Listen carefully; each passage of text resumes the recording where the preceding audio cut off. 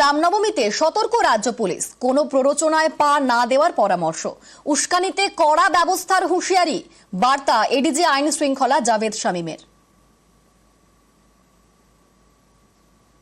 Next 10 days is very important আমাদের religious ক্যালেন্ডারে। আমরা সেই হিসেবে অ্যাডভাইজারি আমরা যত ইউনিটস আছেন পুলিশ ইউনিট সবাইকেই আমরা দিচ্ছি যাতে সচেতন থাকেন, যেন অ্যালার্ট থাকেন, যেন কোনো রকম ইন্ডিভিজুয়াল বা কোনো মিসক্রিয়েন্ট বা মিসচিফ মঙ্গার যেমন কোনো প্রকারে উৎসব যে সেলিব্রেশন আছে তাতে কোনো রকম গন্ডগোল না পাকাতে পারে, কোনো রকম কমিউনাল ডিসকর্ড না আনতে পারে।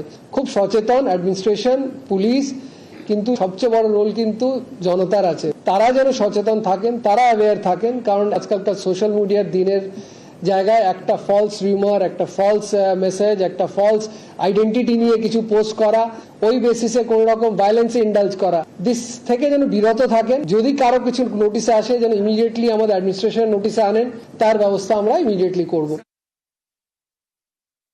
We ensure that general participants যারা রামনবমীতে যাবেন ওদের কোনো রকম কোনো অসুবিধা না হয়। নিশ্চয়ই যারা অশান্তি ছড়ানোর চেষ্টা করবেন ওদের এগেনস্ট লফুল স্ট্রংগেস্ট অ্যাকশন নেওয়া হবে। সবারই কাছে আবেদন থাকবে কোনো রিউমার্সে কেউ পা দেবে না।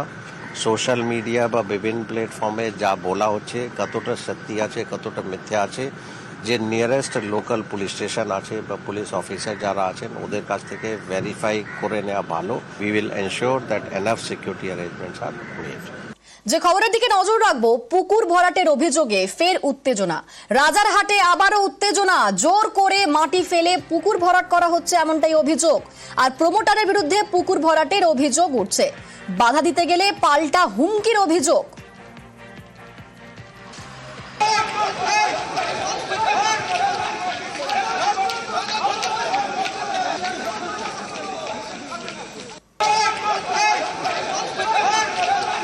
প্রমোটারের লোকেদের তাড়া স্থানীয়দের, এলাকায় আটমুভার ফেলেই চম্পট। পুকুর ভরাটের অভিযোগে আবার উত্তেজনা রাজারহাটে, জোর করে মাটি ফেলে পুকুর ভরাট করা হচ্ছে এমনটাই অভিযোগ উঠছে প্রমোটারের বিরুদ্ধে। আর বাধা দিতে গেলে পাল্টা হুমকির অভিযোগ প্রমোটারের লোকেদের বিরুদ্ধে। প্রমোটারের লোকেদের তাড়া করেন স্থানীয় বাসিন্দারা। আমাদের সঙ্গে রয়েছেন প্রতিনিধি অনুপ। এই এলাকাতে এর আগেও কিন্তু পুকুর ভরাটের চেষ্টার অভিযোগ উঠেছিল, আর আবারও একই অভিযোগ উঠছে। একেবারে এমনটাই অভিযোগ, তার কারণ এর আগেও একইভাবে পুকুর ভরাটের অভিযোগ উঠেছিল, যে ধুন্ধুমার পরিস্থিতি তৈরি হয়েছিল, কিন্তু গতকালকে একই রকমের অভিযোগ ওঠে। এবং যেখানে কিন্তু পুকুর ভরাট একেবারে করতে আসে প্রমোটারের লোকজন, সেখানে যখন গতকাল রাতে সেখানকার লোকজন তারা বিক্ষোভ দেখায়, তার পরবর্তী ক্ষেত্রে লক্ষ্য করা যায় তারা কিন্তু একেবারে সেখানে সম্পর্কে গতকাল যেভাবে লক্ষ্য করা হয়েছিল পুলিশের পক্ষ থেকে সেখানে দাঁড়িয়ে থেকে পুকুর ভরাট করছে, কিন্তু গতকাল কিন্তু একেবারে তাই নয়। গতকাল সেখানে কিন্তু পুলিশ উপস্থিত না থাকলেও যেভাবে ডাম্পারে করে মাটি পড়ছিল, রাত দিয়ে কাজ চলছিল, সেখানে কিন্তু একেবারে লক্ষ্য করা যাচ্ছিল যে প্রমোশনের লোকজন তারাই ভরাট করছে। কিন্তু তার পরবর্তী লক্ষ্য করে এলাকার মানুষজন আবার যখন গতকাল বিক্ষোভ দেখায় তারপরেই কিন্তু তারা কিন্তু সম্পদ দেয়, এবং ক্যামেরা দেখে কিন্তু দেখা যায় প্রমোটারের লোকজন তারা কিন্তু সেখান থেকে একেবারে পালিয়ে যায়। এই মনোভাব একেবারে যে আবার তাদের মধ্যে পুকুর ভরাট হচ্ছিল সেই নিয়ে কিন্তু এলাকার মানুষজন প্রশ্ন তুলছে। এলাকার মানুষ তারা অভিযোগ করছে আর কিন্তু একই রকম যে পরিস্থিতি হয়েছিল রাতের অন্ধকারে, গতকালকে রাতে কিন্তু একই রকম পরিস্থিতি, এবং পুকুর জোর করে ভরাট করে দিচ্ছিল বলে এমনটা অভিযোগ। যদি এলাকার মানুষ তারা যখন ঘটনাস্থলে পৌঁছয় কিছুক্ষণ পরেই কিন্তু প্রমোটারের লোকজন তারা সেখান থেকে সম্পদ দেয়। বেশ, ধন্যবাদ। বেশ কিছু বহিরাগত এবং আগ্নেয়াস্ত্র নিয়ে তারা এখানে বসেছিল। আমরা খবর পাচ্ছিলাম যে মাটি ফেলা হবে, কেন লাইট টাইট লাগানো হয়েছে। যথারীতি 11টার পর গাড়ি ঢোকা শুরু হলো। তখন লোক অল্প ছিলাম, আমরা দুটো গাড়ি ঢুকে গেছিল। আমরা আসার পর বাকি গাড়িগুলোকে আটকে দিই এবং গাড়িগুলো চলে যায়। তাদের যারা বহিরাগত লোকজন এসেছিল তারা তারপর যখন দেখছে না ফেলতে পারছি না, তারা একটা কম্প্রোমাইজের কথা বলছে, বিভিন্ন লোককে ফোন দিচ্ছে যে আপনার কথা বলুন।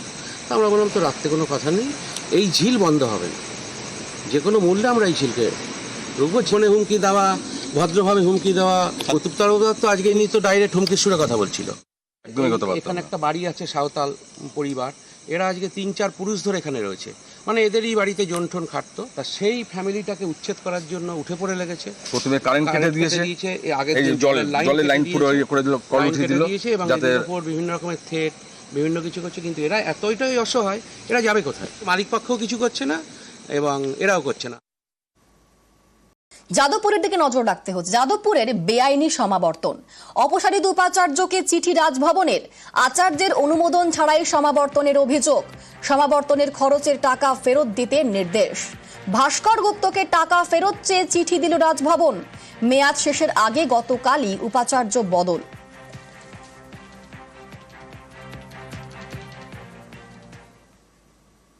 আমি এটা কোনো গুরুত্বই দিচ্ছি না, কারণ এই কাণ্ডটি আপনি আগেও করেছেন।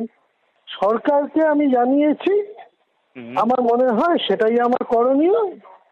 এবার যা করার তারা করবেন, তারা আমার থেকে যে কোনো সহযোগিতা চাইলে নিশ্চয় করবো। শিক্ষামন্ত্রীকে জানিয়েছেন? হ্যাঁ, জানিয়েছি। হ্যাঁ। আচ্ছা, আপনার কি মনে হয় যে বেআইনি কোনো কিছু অত সহজে করা যায়?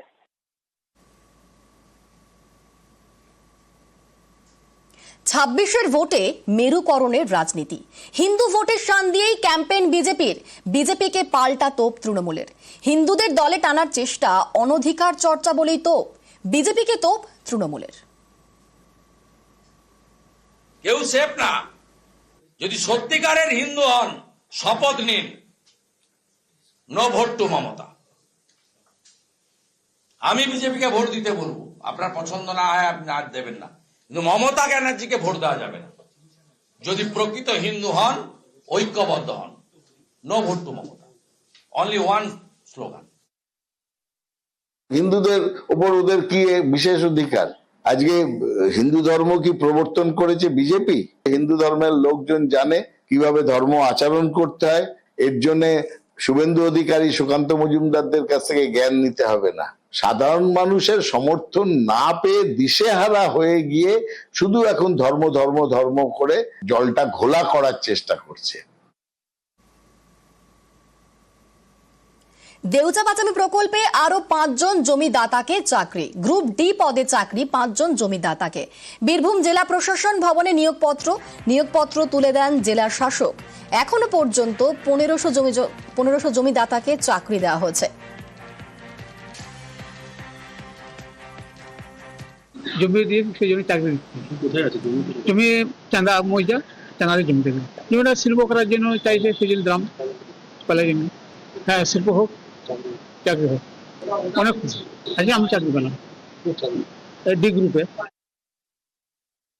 আজকে আমরা পুরনো যেগুলি অর্থাৎ 1 থেকে 13 লটের যেগুলো যে কোনো কারণের জন্য পেন্ডিং পড়ে আছে, সেটা ডেট অফ বার্থের গন্ডগোল হোক বা পুলিশ ভেরিফিকেশন রিপোর্ট আটকে ছিল, অথবা তার জমির কোনো প্রবলেম ছিল, যে কোনো কারণের জন্যই হোক, যেগুলি আটকে ছিল সেগুলো পর্যায়ক্রমে যেভাবে আমরা রেডি করতে পারছি সেগুলি আমরা পরপর দিয়ে যাচ্ছি। আজকে আমরা 5 জনকে দিলাম আমাদের গ্রুপ ডি পদে। নজর রাখতে হচ্ছে বেলেঘাটার দিকে। বেলেঘাটায় আগ্নেয়াস্ত্র সহ ধৃত বিজেপি কর্মী। আগ্নেয়াস্ত্র দেখিয়ে মহিলাকে যৌন নিগ্রহের চেষ্টা, তড়িঘড়ি পুলিশকে খবর দেন মহিলা। অভিযুক্তকে গ্রেফতার করে বেলেঘাটা থানার পুলিশ। আগ্নেয়াস্ত্র সহ গ্রেফতার সমরজিৎ দত্ত। এই ধৃত সমরজিৎ, তিনি সজল ঘোষ ঘনিষ্ঠ বলেই দাবি। তার সঙ্গে ছবিও দেখা যায়, যদিও ফাঁসানো হয়েছে বলে দাবি করেন সজল ঘোষ। আর তৃণমূলের বিরুদ্ধে তিনি অভিযোগ এনেছেন, পাল্টা আক্রমণ করেছে তৃণমূল। কে ধরিয়েছে ওকে? রাজু নস্কর। আসলে এই ছেলেটি মানসিক অবসাদে আছে, একদম বিজেপি, একদম ওর সঙ্গে আমার সম্পর্ক আছে। কিন্তু ওই অঞ্চলের কোনো মানুষ বলবে না ও কোনো মেয়ের প্রতি কোনো খারাপ কটূক্তি করার মতন ছেলে। আর বন্দুক তো অনেক দূরের ব্যাপার।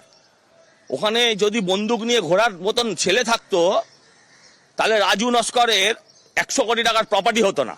যে বন্দুক নিয়ে ঘোরার মতন ছেলে খুঁজছি, খুনের কেসের আসামি, সিপিএম জামানায়, ওকে এনআইএ ধরবে।